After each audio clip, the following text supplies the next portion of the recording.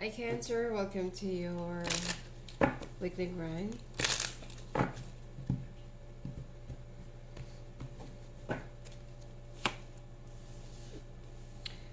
Healthy choices, cut down. For some reason, I feel like some of you are cutting down budgets or expenses.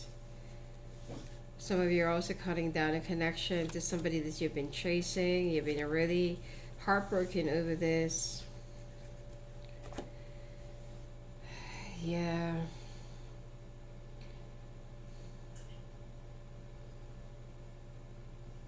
You've only learned from the past, okay?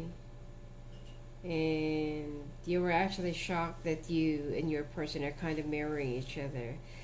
You're gonna try to get back in the game, be there, out in the market to date and stuff like that, but you feel like, you're cutting off your liabilities. So if someone, probably that there is someone that you've been chasing, or there is someone that you've been trying to get a hold of, and this person just keeps on pushing and pushing you away, and for you it's like, you know what, fuck it, just go, you want to keep on running away from me, then just keep on running away, far far away from me. You get tired of this person's games, of their attitude, and for you it's like, I only mean well, and that probably that I did something in the past, but I don't really feel like it's that kind of big of a thing. You just, blow things out of proportion because of your ego. So there is somebody that you've had like a conflict. You do not really understand each other as to why, but you get tired, and now you feel like, you're still keeping this person's picture. You're still looking at them, every now and then, because your heart really belongs to this person. But for you, it's like, I'm not going to be chasing anyone anymore. I am not going to be chasing you anymore. You want me? I'm here. But I'm not going to be chasing you anymore, because I'm done with the game. Okay? So you're cutting it down. You are choosing yourself right now to love, to be nurtured, to nurture, and you are preserving yourself for the right one. This person, however, is going to stop running away from you. That's actually the dynamic of that, The runner will keep on running away while they have a chaser. But when they can see or notice that the chaser is no longer chasing after them, then they won't have any reason to run away from, or run away. They're going to look back, and then in the end, they're going to end up chasing the chaser. So the runner becomes the chaser becomes the runner. Twin flame. Okay. Now, there are a lot of signs and factors and symbols and whatever.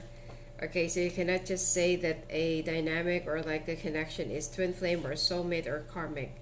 There are so many signs, you might just get confused and you might just label one even though it's not that one. All right.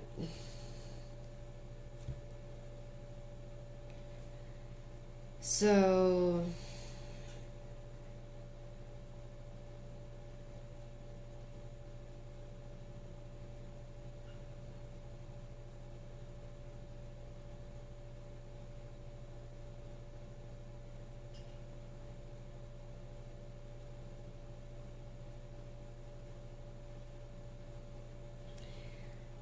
all right, there will be some communications that's going to be coming in from this fire sign. You feel stuck, you don't know what to do. Probably that this is the runner. And then all of a sudden the runner feels like, hey, why are you not chasing me anymore? You still do have a lot of love for this person, although right now, like what I said, the runner becomes the chaser becomes the runner, because you're the one who's going to be running away from this person, even though that this is your wish fulfillment and your true love. But the problem here is this person have hurted you, rejected you, broken you in all other different possible places that they could. And right before you could actually give up on this situation or connection, it took you a while. It took like a whole lot of you.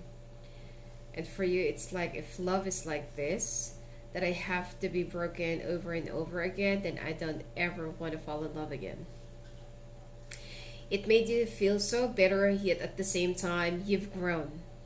You've evolved as a person, and you have come out of your cocoon. Your old ways, old beliefs, probably that you were very childish whenever you're in love, or you feel like by chasing is that's really romantic and stuff like that. Actually, it's not. Okay? So, and now you're gonna start looking into this person. For you, it's like, let's see what he or she's gonna do. Now that I'm the one who's running away. I mean, this person is gonna be chasing you relentlessly, but this whole situation is supposed to make the two of you grow and evolve. There are some twin flame connections that the two of them, okay, both are denying the feelings, both are denying the connection because it's way too overwhelming, it's way too strong. When I actually, not really met, but when I actually felt the thing for somebody in the past, it kind of overwhelmed me, and it's really scary. Okay, it's a feeling that you feel like you haven't been there or you haven't been into that situation. You're already drowning. So what more?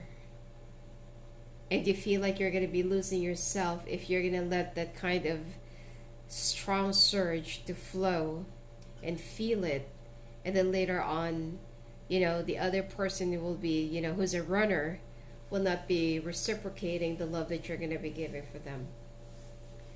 So there are so many lessons that you might have to go through or that you have to learn right before the two of you could really be together, right before the two of you could really like embrace this union and accept that the two of you are really meant to be.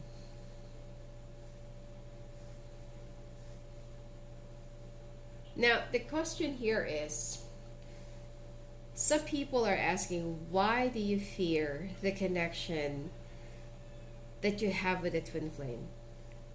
Why is it freaking you out? Because it's the kind of feeling that how it feels when you just jump into a cliff without safe hanger or without what do you call this, the rope that you use in your body, harness, okay, without any harness or hanger or without any clip, okay. It's like you're just gonna plummet there into the ravine, and you don't even know if you're gonna be landing safe or landing in pieces. And that's actually, the key there is you need to have faith. You need to believe that it's so rare, okay? It's so rare for twin flames to have faith in each other that it's gonna work out, okay? It's like, how it is in a video game, that the more it gets difficult and scarier, it means that you're almost there at the finish line, or it means that you're almost done with the stage or with the game. And when you're finally, when it's finally over, you already resolved the hardest stage of all, then you will just go back to, oh, I want to play more game, I want to play it again. It's not that hard.